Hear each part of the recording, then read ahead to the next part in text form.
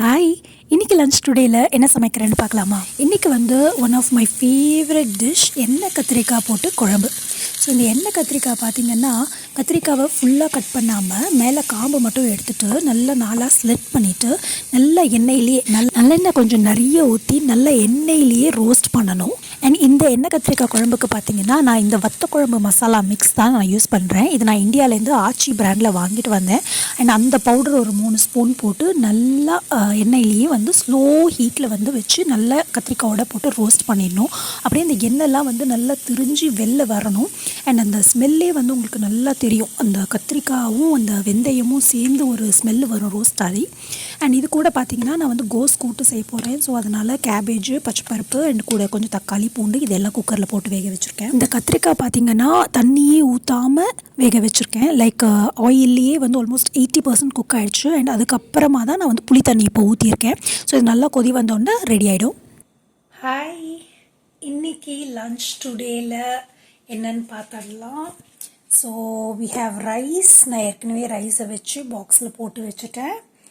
And அதுக்கு வந்து ரைஸில் போட்டு சாப்பிட வி ஹாவ் எண்ணெய் கத்திரிக்காய் குழம்பு. நல்லா கத்திரிக்காய் வந்து முழுசாகவே போட்டுட்டேன். லைக் ஒரு ஸ்லிட்டு மாதிரி போட்டு காம்பு எடுத்துகிட்டு நடுவில் வந்து 4 ஸ்லிட்டு பண்ணிவிட்டு அப்படியே போட்டுட்டேன். பட் நல்லா வெந்து ஒரு சிலதெல்லாம் நல்லா லைக் பீஸாகவே வந்துடுச்சு கிண்டில். ஸோ நல்லா தகன்னு பார்த்திங்கன்னா எண்ணெயெல்லாம் மிதக்க வத்தக்குழம்பு பவுடர் நான் வந்து இந்தியாவிலேருந்து அந்த வத்தக்குழம்பு மிக்ஸ் வந்து ஆச்சி பிராண்டில் வாங்கிட்டு வந்தேன். ஸோ அந்த குழம்பு மசாலா போட்டு நல்லா திக்காக ஒரு எண்ணெய் கத்திரிக்காய் குழம்பு. இது வந்து நல்லா 2 நாளைக்கு வச்சு சாப்பிடலாம். ஸோ அந்த மாதிரி தான் செஞ்சு வச்சுருக்கேன். ஏன்னா நாளைக்கு வச்சு சாப்பிட்டா ரொம்ப சூப்பராக இருக்கும். அண்ட் திஸ் ஒன் இஸ் கோஸ் கூட்டு.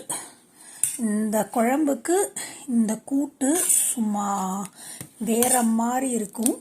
இந்த கூட்டு ரொம்ப சட்டிலாக இருக்கும். பச்சை பருப்பும் கோஸையும் போட்டு கூட்டு செஞ்சுருக்கேன். யூஸ்வலாக நான் கூட்டில் வந்து தேங்காய் போடுவேன். பட் நான் இன்றைக்கி வந்து தேங்காய் போடலை. ஏன்னா நான் இதை வந்து நாளைக்குமே வச்சுக்க போகிறேன். எனக்கு நாளைக்கு ஒர்க் இருக்குது. ஸோ அதனால் நான் 2 நாளைக்கு சேர்த்தா மாதிரி சமைச்சு வச்சுருக்கேன். குழம்பு கூட்டு. That's it. அதுதான் இன்றைக்கி லன்ச்சுக்கு. பாய்.